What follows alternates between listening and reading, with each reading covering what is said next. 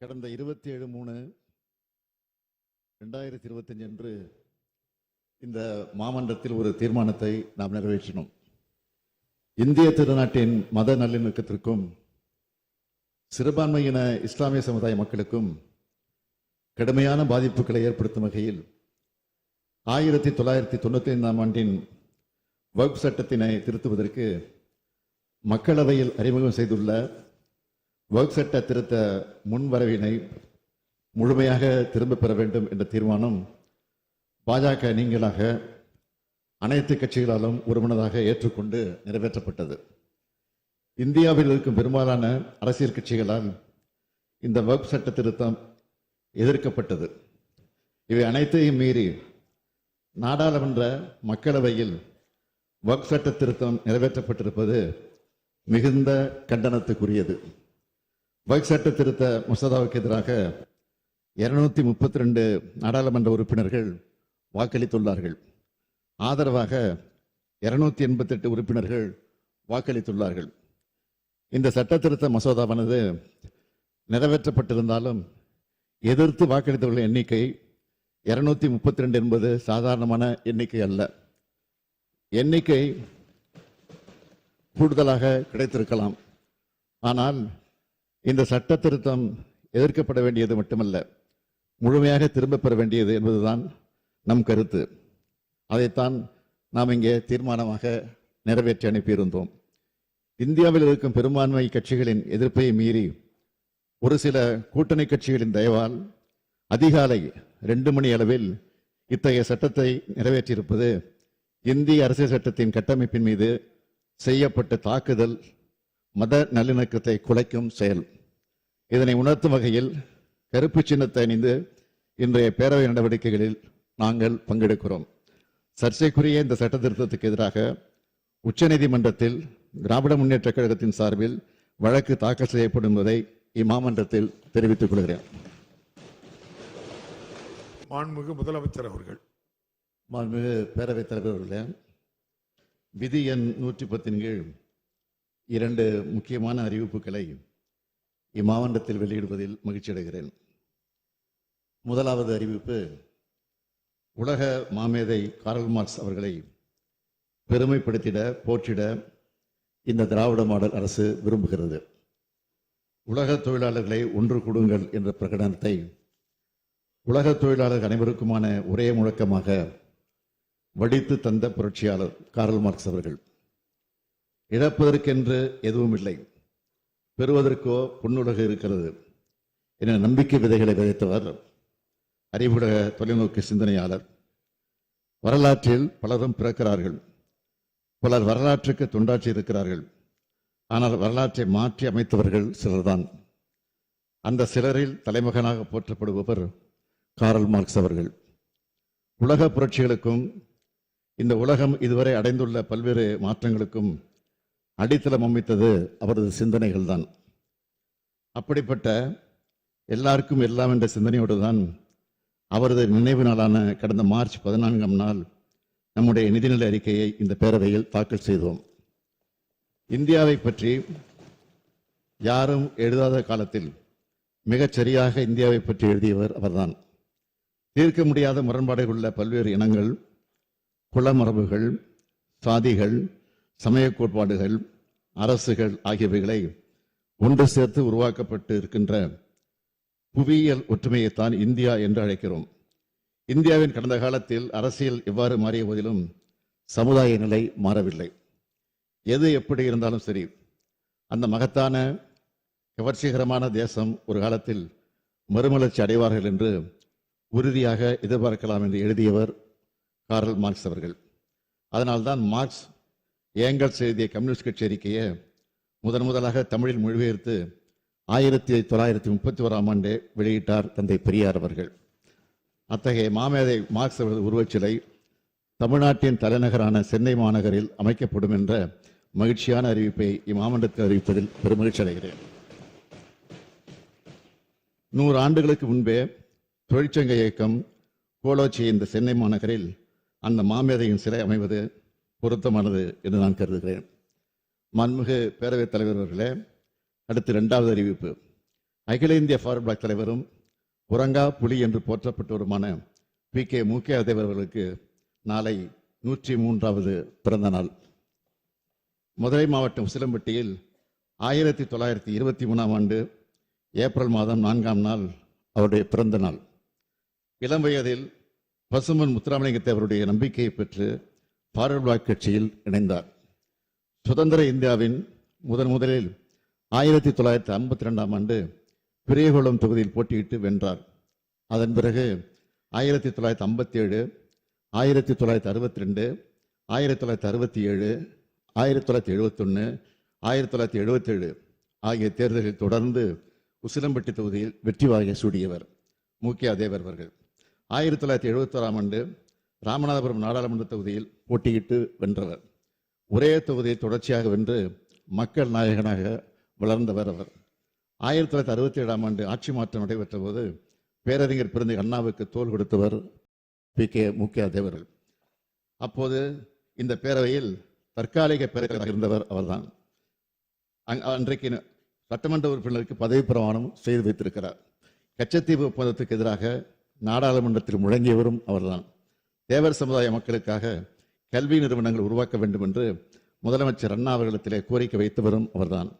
அதனால்தான் கமுதி, உசிலம்பட்டி, மேலநீதிநல்லூர் ஆகிய இடங்களில் கல்லூரிகள் கழக ஆட்சியில் அமைக்கப்பட்டது. நியாயத்துக்கு ஒரு மூக்கையா என்று பேரறிஞர் அண்ணா அவர்களால் போற்றப்பட்ட PK மூக்கையா தேவர் அவர்கள் சிறப்பிக்கும் வகையில் உசிலம்பட்டியில் மணிமண்டபம் அமைக்கப்படும் என்று அறிவிப்பதில் மகிழ்ச்சி அடைகிறேன். நன்றி. இப்போ நம்ம நிறைய பால் உற்பத்தி பொருட்கள் விற்கிறோம். 560 கோடிக்கு மேலே உற்பத்தி பொருட்கள் என்னென்னா பால்கோவா, பன்னீர், தயிர், மோர், பேட்டரி வண்டி எல்லாம் வச்சு இந்த பொது இடங்களில் விற்க சொல்லியிருக்கோம். இப்போ ஒரு புது மெத்தடில் சேல்ஸை கூட்ட சொல்லியிருக்கேன். அதுபோல் ஸ்வீட்டு, ப்ரெட்டு, அது மாதிரி நம்முடைய ரொட்டி, ப்ரெட்டு, அந்த பிஸ்கட், அது எல்லாம் வைக்கிறோம். ஐஸ்கிரீம் 3 தொழிற்சாலை இருக்குது. சேலம், ஈரோடு, மதுரை 3 இடத்துல ஐஸ்கிரீமில் அந்த தொழிற்சாலைக்கு. திருச்சியில் ஒரு தொழிற்சாலை 6000 லிட்டர் பாலை மிச்ச பாலை பவுடர் ஆகிறது, ஐஸ்கிரீம் பொருட்கள் இப்போ இந்த மாதிரி உபப்பொருட்கள் தயார் பண்ணுறதை மிச்சப்பட்டதில் அதை பண்ணிடுறான். ஆக வேஸ்ட்டே இருக்காது, எந்த விதமான வேஸ்ட் இருக்காது. ஆக 560 கோடிக்கு வருஷத்துக்கு நாம் விற்கிறோம். நம்ம அந்த அளவுக்கு கொண்டு இப்போ பேட்டரி கார்கள் பூரா பொது இடங்களில் விற்கிறோம். ஆக தமிழ்நாட்டில் சேலம், ஈரோடு, கிருஷ்ணகிரி மற்றும் திருவண்ணாமலை ஆகிய இடங்களில் 5 பால் பவுடர் பண்ணைகள், நாளொன்றுக்கு 90 மெட்ரிக் டன் உற்பத்தி, நாளொன்றுக்கு 90 மெட்ரிக் டன் உற்பத்தி செய்யும் திறனுடன் இயங்கி வருகிறது. மதுரை, ஈரோடு, கிருஷ்ணகிரியில் உள்ளிட்ட 18 இடங்களில் நாளொன்றுக்கு 40 டன் உற்பத்தி திறன் கொண்ட நெய் உற்பத்தி. இப்போ நெய்யெல்லாம் ஏற்றுமதி பண்ணுறான். ஹாங்காங், சிங்கப்பூர், மலேசியா, அமெரிக்கா போன்ற நாடுகள் நம்ம நெய் தான் 50 ரூபா கூட இருந்தாலும் நம்ம நெய் தான் வாங்குறாங்க. ஏன்னா மற்ற இந்தியாவில் உள்ள நெய்யை காட்டிலும் ஆவினுடைய நெய் தான் ஃபர்ஸ்ட் ப்ரையாரிட்டியில் இன்றைக்கு விற்பனையாகி கொண்டு இருக்கிறது. அந்த அளவிற்கு நம்முடைய நெய் உற்பத்தி, ஆவினுடைய உற்பத்தி பெருகி இருக்கிறது. நம்முடைய முதலமைச்சர் காலத்தில் தான் இதெல்லாம் இப்போ தான். அதுக்கு முன்னாடிலாம் பல ஆள் இருந்தால் அதெல்லாம் தண்ணியில் கலந்தது, இதெல்லாம் போனிச்சு கடந்தெல்லாம் அது முடிஞ்சு வச்சு. இப்போ எல்லாம் முடியாது. இப்போ எல்லாத்துக்கும் இன்ஸ்ட்ருமெண்ட் வந்தாச்சு. பூரா பால் ஒப்புகை சீட்டிலிருந்து கலக்க முடியாமல் என்னென்ன பால் தரங்கள் முறை, குவாலிட்டியை கண்ட்ரோலு எல்லாம் வந்துச்சு. ஆக எல்லாத்துக்கும் மிஷினரி வந்தாச்சு, எல்லாம் கொடுத்துருக்கோம். ஆகவே என்னென்னா தரம், அவங்க தரமில்லைன்னு சொன்னால் நம்ம உடனே பதில் சொல்ல தயாராக இருக்கோம். அங்கே தானே பார்த்து எதிர்கட்சி தான். ஆக இப்படி பால் உற்பத்தியில் நம்ம இப்போ வெளிநாட்டில் ஏற்படுத்தி பண்ணுறப்ப கூட நம்ம மலேசியா போயிருந்தோம் தலைவருடைய அனுமதியோடு. அங்கே ஸ்டால்லாம் போட்டோம், நம்முடைய அமுல் ஸ்டால். ஏகப்பட்ட கூட்டம், நிறைய பேர் வந்தாங்க. தமிழ்நாட்டில் பால் உற்பத்தி இவ்வளோ அதிகமாக இருக்கு, நாங்கள் எங்களுக்கு விடுங்க. ஆவின் ஸ்டால் போட்டோம். அதான் ஆவின் தான் தமிழ்நாடு ஆவின் ஸ்டால் போட்டோம். இல்ல அமுல் வாயில வந்துட்டு அமுல் குஜராத் இல்ல, நம்ம போட்ட ஸ்டால் இங்க அமுல் சொல்றோம், மன்னிக்க. சரி, நம்ம போட்ட ஸ்டால் பேரு ஆவின். ஆவின் அந்த அமுல் நீக்கிறது. ஆவின் பொருள் தான் தரமா இருக்கு, கொடுங்கன்னு சொல்லி இப்போ கேட்டு இப்போ ஏஜென்டால் நியமிக்க வரக்கூடிய ஏற்பாடெல்லாம் பண்ணிக்கிட்டு இருக்கான். இப்போ அமெரிக்காவுக்கு போயிட்டு இருக்கு நெய்யலாம். இப்போ மற்ற மலேசிய மாநாட்டிலையும் நம்முடைய பொருள்களை வச்சு எல்லாரும் பார்த்தாங்க. பார்த்துட்டு மிக பெருமையாக இப்போ வாங்குறதுக்கு எல்லாம் ஏற்பாடு வந்து பண்ணிக்கிட்டு இருக்காங்க, பேசிக்கிட்டு இருக்கான். அப்புறம் கோயம்புத்தூர், திண்டுக்கல், அம்பத்தூர் உட்பட 6 இடங்களில் 4 5000 கிலோ உற்பத்தி திறன் கொண்ட பன்னீர் உற்பத்தி. பன்னீர் அது தயிர், மோர் எல்லாம் உற்பத்தி பண்ணுறோம். 54,000 டன் நம்முடைய தயிர் மாத்திரம் உற்பத்தி பண்ணுறோம். 54,000 டன் 4 இருக்கு. ஆக தயிர் கொடுக்குறோம். சேலம், கோயம்புத்தூர், அம்பத்தூர் உட்பட 17 இடங்களில் 4 இருக்கு. 53,700 கிலோ தயிர் உற்பத்தி திறன் கொண்ட அலுவலகங்கள் செயல்பட்டு வருகிறது. 53,700 திறன் கொண்ட கிலோ உற்பத்தி திறன் கொண்ட ஆலைகள் செயல்பட்டு வருகின்றன. இது தவிர மில்க் ஷேக்கு, குல்ஃபி, கோவா, இனிப்பு வகைகள் எல்லாம் உற்பத்தி பண்ணுறோம். நம்முடைய அம்பத்தூர், மாதவரம், சோளிங்கரில் வந்து சென்ற ஆட்சியில் 187 கோடிக்கு ஒரு மில்லு, ஒரு உற்பத்தி நிலையம் தொடங்கினா அது மூடிவிட்டாங்க. இப்போ மறுபடியும் இப்போ அதை போய் திறந்து அது வந்து 90 நாள் பால் கெடாமல் இருக்கும். 90 நாளைக்கு கெடாமல் இருக்கும். அது வந்து வடகிழக்கு மாநிலங்கள்லாம் வாங்குவாங்க. எங்கள் மணிப்பூர் போன்ற மாநிலங்கள்லாம் அந்த பால் கிடையாது அவங்கள்ட்ட. அந்த நம்முடைய இந்த பவுடரை வாங்கி பாலாக்குறது, நம்முடைய 90 நாளைக்கு வச்சுருக்க பாலை வாங்குவாங்க. அதனால் இப்போ அதையும் உற்பத்தி பண்ணி இப்போ 55,000 லிட்டர் வந்து ஒரு நாளைக்கு உற்பத்தி பண்ணுறோம். அது வெளி மாநிலங்களுக்கு இந்தியாவில் ஏற்றுமதி பண்ணுறோம். ஆகவே கடலூர் மாவட்டத்தில் திட்டக்குடியில் இந்த மாடுகளுக்கு தீவனம் போடுறது. தஞ்சாவூர் மாவட்டம் சூளக்கரையில் நம்முடைய முதலமைச்சர் ஒரு ப்ராஜெக்ட் திறந்து வச்சாங்க. இப்போ திறக்க போகிறோம். எல்லாம் இந்த 18 ப்ராஜெக்ட்டையும் 2025 திறக்கணும்னு உத்தரவிட்டு அனைத்து வேலைகளும் வேகமாக நடக்குது. ஏன்னா இது ஏற்கனவே கொண்டு வந்த ப்ராஜெக்ட் நம்முடைய ஆட்சியில் எல்லாம் முடிஞ்சிருச்சு. இப்போ 3 ப்ராஜெக்ட் வந்துருச்சு. மிச்சம் ப்ராஜெக்ட் வந்துட்டு இருக்கு. ஆகவே இந்த 18 ப்ராஜெக்ட் முடியும் போது நம்ம ஆவினை பிடிக்கவே முடியாது. ரொம்ப சிறப்பாக இருக்கும். அந்த அளவுக்கு இந்தியாவிலே மிகப்பெரிய உற்பத்தி பெருக்கத்தில் நம்ம தான் முதலிடம் வகிப்போம். ஆகவே பால் உற்பத்தியில் ஏற்றுமதி, நெய் மற்றும் நறுமண பால் சிங்கப்பூர், ஹாங்காங் போன்ற பகுதியில் ஏற்பாடு பண்ணுறான். Singapore, Qatar, Singapore, Hong Kong, Malaysia போன்ற நாடுகளில் ஆவின் பொருட்கள் விற்பனை அதிகரித்து வருகிறது. ரூபாய் 210 லட்சம் மதிப்பீட்டில் பால் மற்றும் பால் பொருட்கள் விற்பனையை அதிகரிக்க 500 குளிர்சாதனை பெட்டிகள் வழங்கப்படும். ஃப்ரிட்ஜ் எல்லா சங்கங்களுக்கும் கொடுத்துக்கிட்டே வர்றோம். 600, இந்த வருஷம் 600 பெட்டி கொடுக்குறோம். கால்நடை பராமரிப்பு துறை முக்கியமான குறிக்கோள்களை முன்னிறுத்தி அதை அடையும் வகையில் செயல்பட்டு வருகிறது. இன்றைக்கு குறிப்பாக சொல்ல வேண்டும் என்று சொன்னால், கிராமப்புறத்தினுடைய பொருளாதாரத்தை உயர்த்துவது எது என்று சொன்னால் கால்நடைத்துறை தான் என்று உறுதியாக சொல்ல முடியும். சாதாரண மக்களுடைய பொருளாதாரத்தை உயர்த்துவது கிராமத்தில் எது என்று சொன்னால் கால்நடை தான். ஏனென்று சொன்னால், ஒரு சாதாரண குடும்பத்தைச் சேர்ந்தவர்கள் 3 பசுமாடுகளை வளர்த்து அதை பராமரிப்பார்கள் என்று சொன்னால் அந்த குடும்பமே பல்வகையை உயரக்கூடிய நிலைகளை பெறுகின்றது. பிள்ளைகளை படிக்க வைப்பது, அவர்களுடைய பொருளாதாரத்தை நிறைவு செய்வது, இது போன்ற நிலைகளை பொருளாதாரத்தை தருகின்ற துறை கால்நடைத்துறை. அதுபோல கிராமத்தில் இருக்கின்ற விவசாயிகள் இந்த கால்நடைகளை வளர்க்கின்ற போது, கிடாவா போன்ற இதுகளை வளர்க்கின்ற போது அது குட்டிகளை போட்டு அதிகமான உற்பத்தியை பெருக்கின்றது. திடீரென்று அவர்களுக்கு குடும்ப செலவாக பணம் வேண்டும் என்று சொன்னால், அது விடுமுறை நாட்களாக இருந்தாலும் சரி, எந்த வகையிலும் அவர்களுக்கு உடனடியாக ஒரு 5 ஆடுகளை விற்று உடனடியாக பணம் செய்ய முடியும். அந்த வகையிலே ஆடுகளை பற்றி சொல்ல வேண்டும் என்று சொன்னால், அது ஒரு நடமாடும் வங்கியாகவும் கிராமத்தினுடைய ஏடிஎமாகவும் திகழ்வது எது என்று சொன்னால் இந்த கிடாக்கள். அதுபோல கிராமத்தில் இருக்கின்றவர்கள் சாதாரண எல்லோரும் அவர்களுடைய வீட்டுக்கு பின்னால் கோழி வளர்ப்பு என்பது தொடர்ந்து செய்து வருகின்றார்கள். 5 கோழி, 5 கோழி என்பது 10 கோழி, இப்படியாக அது முட்டைகள் விடுவது, அது கோழி குஞ்சை உற்பத்தி செய்வது, அதுபோல முட்டைகளை விற்பனை செய்து அதன் மூலம் பயனடைவது, இது போன்ற நிகழ்வுகளை இன்றைக்கு கிராம பகுதியில் செய்கின்ற நிலைகளை செய்வது என்று சொன்னால் கால்நடைத்துறை. இன்றைக்கு பண்ணை முறையிலும் கால்நடை வளர்ந்திருக்கின்றது, கோழி பண்ணை வளரிலும் கால்நடை வளர்ந்திருக்கின்றது. இப்படி பல்வேறு வகையிலே எல்லா பொருளாதாரத்தையும் உயர்த்துவதற்கான துறையாக கால்நடைத்துறை வழங்குகின்றது.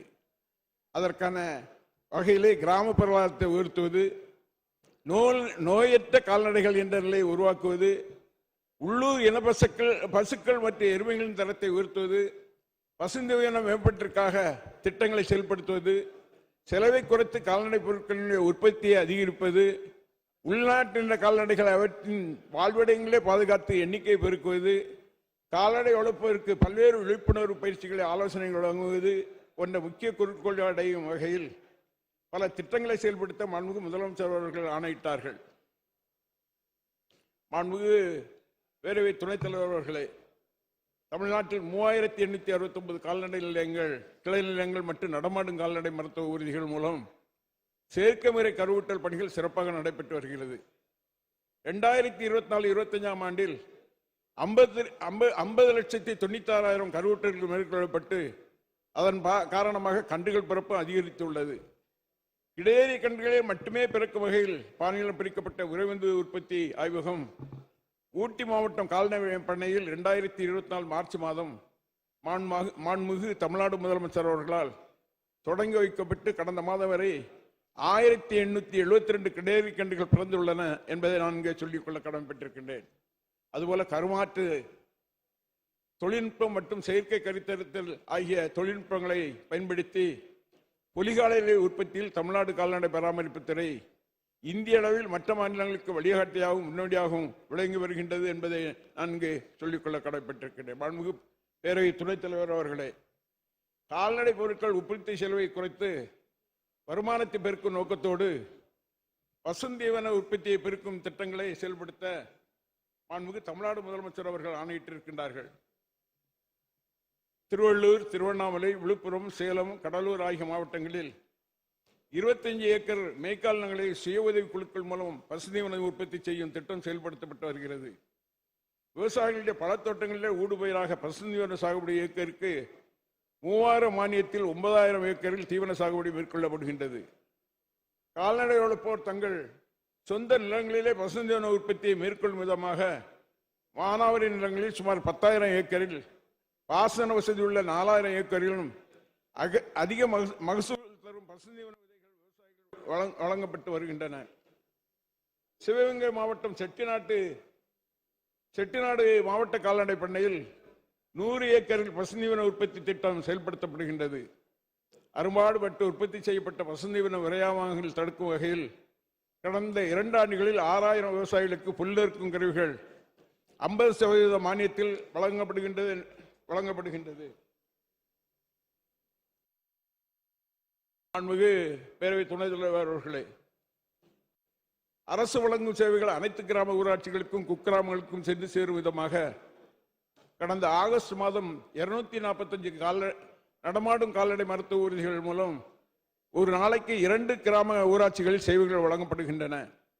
நடப்பாண்டில் பிப்ரவரி மாதம் முடிய 49,512 கிராம முகாம்கள் மூலம் சுமார் 9 லட்சம் கால்நடைகளுக்கு சிகிச்சை அளிக்கப்பட்டுள்ளது என்பதை மகிழ்ச்சியுடன் தெரிவித்துக் கொள்கின்றேன். நோய்களை உடனடியாக கண்டறிய 50 ஸ்கேன் கருவிகள், 50 கதிரியக்க கருவிகள் ஆகியவற்றை வழங்கிட மாண்புமிகு தமிழ்நாடு முதலமைச்சர் அவர்கள் ஆணையிட்டதை தொடர்ந்து அவற்றை கொள்முதல் செய்ய நடவடிக்கை எடுக்கப்பட்டுள்ளது. இந்த பட்ஜெட்டில் அதிக நேரம் பேசக்கூடாது, ஏன்னா நம்ம 2003 பட்ஜெட்டையும் பேச 1.25 மணி நேரம் பேசியாச்சு. அதே போல் அதனுடைய பதில் உரையும் அளித்தாச்சு. ஆக மீண்டும் அதனுடைய காலத்தை கடப்பது நாகரிகமல்ல. இருந்தாலும் இந்த ஆட்சியுடைய சாதனைகளை இங்கே நமக்கு 8 சட்டமன்ற உறுப்பினர்கள் பேசினார்கள். அதில் எதிர்கட்சியை சார்ந்தவரை குறை சொல்லணுமே சொல்லினாங்க. சொன்னவங்க அக்ரி கிருஷ்ணமூர்த்தியை காணோம். அவருக்கு அவர் வேளாண் பல்கலைக்கழகத்தின் மீது அக்கறை கொண்டு பேசினார். விவசாயத்துக்கு நல்ல ஒரு நல்ல ஆலோசனை சொல்ல. அதே போல் நம்முடைய பொள்ளாச்சி அவரையும் காணும். அந்த 2 பேரும் பேசினவங்க ஆளைய காணும். ஏன்னா அவங்கெல்லாம் விவசாயத்தில் அக்கறை என்ன செய்து, இன்னும் சொல்ல போனால் என்ன செய்தது இந்த பட்ஜெட் வேளாண் துறை என்ன செய்தது என்று நம்முடைய பொள்ளாச்சி சட்டமன்ற உறுப்பினர் அவர் பேரவையுடைய துணை தலைவராக இருந்து வழிநடத்தி அவரே பேசுகிறார். நாங்கள் என்ன செஞ்சோம் என்று நாட்டு மக்களுக்கு தெரியும். ஆக நீங்கள் உங்கள் ஆட்சி காலத்தில் கிட்டத்தட்ட சாதனைன்னு சொல்லலாம். விவசாயிகளுக்கு சாதனை, விவசாயிகளுடைய தற்கொலை கிட்டத்தட்ட 47 பேர் தற்கொலை செய்து கொண்டார்கள் உங்களுடைய ஆட்சியில். இது சொல்றேன். அவர்கள் சொல்லுகின்றார்கள், என்ன இந்த ஆட்சி என்ன செய்தது என்று சொல்லுகின்றார்கள். 47 விவசாயிகள் கடந்த ஆட்சியில செத்தார்கள் என்று அதுக்கு நிவாரணமாக கிட்டத்தட்ட 2,76,00,000 ரூபாய் அரசாங்கமே கொடுத்திருக்கு, உங்க அரசாங்கமே கொடுத்திருக்கு. ஆனா எங்களுடைய ஆட்சியில, நம்முடைய முதல்வர் ஆட்சியில தாராளமாக இந்த விவசாயத்துறைக்கு வேளாண் துறைக்கு செய்த சாதனையில என்ன கிடங்கால சாதனைகள். இப்போது பொள்ளாச்சி சட்டமன்ற உறுப்பினர் அவர் சொன்னார்கள், இப்போ எங்களை நம்பி தான் அவர் இப்போ கோரிக்கை வைத்திருக்கின்றார். என்ன என்றால் இப்போ அவர் என்ன கடந்த பொள்ளாச்சி ஜெயராமன் அவர்கள் இங்கே தென்னையிலே பாதிக்கப்பட்டிருக்கிறது 12 லட்சம் விவசாயிகள், 12 லட்சம் விவசாய ஏக்கரில் தென்னை சாகுபடி தமிழகத்திலே நடந்து கொண்டிருக்கிறது. ஆனால் இப்போ இங்கே கடந்த காலங்களில் ஆட்சி புரிந்த அவர்கள் அந்த தென்னைக்கென்று தனியாக செய்யவில்லை, தென்னை வாரியம் மூலமாக தான் அந்த திட்டங்களை கொண்டு வந்தார்கள், செய்தார்கள். அதுவும் சொற்ப அளவில். ஆனால் இங்கே நம்முடைய முதலமைச்சர் அதுக்கு ஏற்பட்டுள்ள இன்னல்களை அறிந்து கடந்த ஆண்டு ஏற்பட்ட தீவிரமான தாக்குதல், அந்த தாக்குதலை கூட கடந்த ஆட்சியில் அதிகமாக தீவிரமாக தாக்குதல் ஏற்பட்டது. அது தமிழ்நாட்டில் பல மாவட்டங்களில் கிட்டத்தட்ட 300க்கு நாங்கள் செய்த சாதனைகள். இந்த 12 லட்சம் ஏக்கர் தென்னை சாகுபடி மேற்கொள்ளப்படுகிறது. இது 1,90,000 ஏக்கரில் ரூகோஸ் சுருள் வெள்ளை ஈக்கள் தாக்குதல் கண்டறியப்பட்டு கிட்டத்தட்ட 330 மேற்பட்ட விழிப்புணர்வு முகாம்கள் நடத்தப்பட்டு விவசாயிகளுக்கு உரிய பயிர் பாதுகாப்பு ஆலோசனைகள் வழங்கப்பட்டுள்ளது. கேரள மாநிலம் காசர்கோட்டில் உள்ள மத்திய மலை பயிர்கள் ஆராய்ச்சி நிறுவன விஞ்ஞானிகள், தமிழ்நாடு வேளாண் பல்கலைக்கழக விஞ்ஞானிகள், தோட்டக்கலைத்துறை அலுவலர்களால் கூட்டாக வயலாய்வு மேற்கொள்ளப்பட்டுள்ளது. அந்த அடிப்படையிலே பல திட்டங்களை கடந்த ஆண்டு அந்த பகுதியில் நடத்தியனுடைய நிவாரணங்கள் வழங்கப்பட்டு அது தடுக்கப்பட்டது. ஆக தீவிரமாக கண்காணிக்க, இன்னும் சொல்ல போனால் அது ஒன்றிய அரசு இன்னும் சொல்ல வேளாண் துறை சார்ந்த அவருக்கு கட்டுப்படுத்துவதற்கு என்ன சொன்னாங்கன்னா,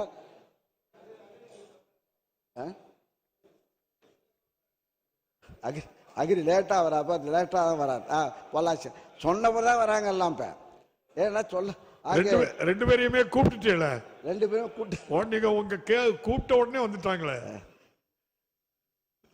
ரூகோஸ் வெள்ளை ஈக்களை ரசாயன முறையில் கட்டுப்படுத்தினால் அது மேலும் பெருகும் தன்மையுடையதாகும். அது நடராஜன் அவருக்கு தெரியும், பொள்ளாச்சி ஜெயராமனுக்கு தெரியும். ரூகோஸ் வெள்ளை ஈக்களை ரசாயன முறையில் கட்டுப்படுத்தினால் அது மேலும் பெருகும் தன்மையுடையதாகும். அது பூச்சிக்கொல்லி நோய் மருந்துகளை பயன்படுத்த மத்திய பூச்சிக்கொல்லி தரக்கட்டுப்பாடு கழகம் தடை விதித்துள்ளது.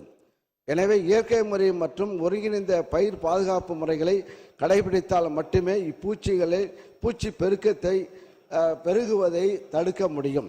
இதுவரை மேற்கொள்ளப்பட்ட ஆராய்ச்சி முடிவுகளின்படி விளக்கு பொறி ஹெக்டருக்கு 1, மஞ்சள் ஒட்டும் பொறி ஏக்கருக்கு 20 எண்களும், என்கார்சியா ஒட்டுண்ணி தோப்புக்கு 100 எண்கள், பச்சை கண்ணாடி இறக்கை பூச்சி. இது தவிர வாய்ப்புள்ள இடங்களில் ஓலைகளின் அடியில் படுமாறு தண்ணீரை வேகமாக அடித்தும் கட்டுப்படுத்தலாம். எனவே மேற்கண்ட முறைகளை பின்பற்றி தற்போது தென்னையில் ரூகோஸ் சுருள் வெள்ளை ஈக்கள் கட்டுப்படுத்தப்பட்டு வருகிறது என்பதை நான் தெரிவித்துக் கொள்கிறேன். அதனால் இதை பெருசுப்படுத்தாமல் நாங்கள் உடனுக்குடன் செய்கிறோம். இன்று கூட இப்போ விஞ்ஞானிகளை வேளாண் விஞ்ஞானிகளை வரவழைத்து மீண்டும் ஆய்வு செய்து தீவிரமாக கட்டுப்படுத்துவது, இந்த நடவடிக்கையெல்லாம் பொள்ளாச்சி ஜெயராமன் அவர்களுக்கு தெரியும். இருந்தாலும் அதை பேச வேண்டும், பெரிதுபடுத்த வேண்டும் என்ற எண்ணத்திலே அவர் பேசுகிறார்கள். ஆனால் அது நாங்கள் இங்கே அரசாங்கம் தீவிரமாக நடவடிக்கை எடுக்கிறது.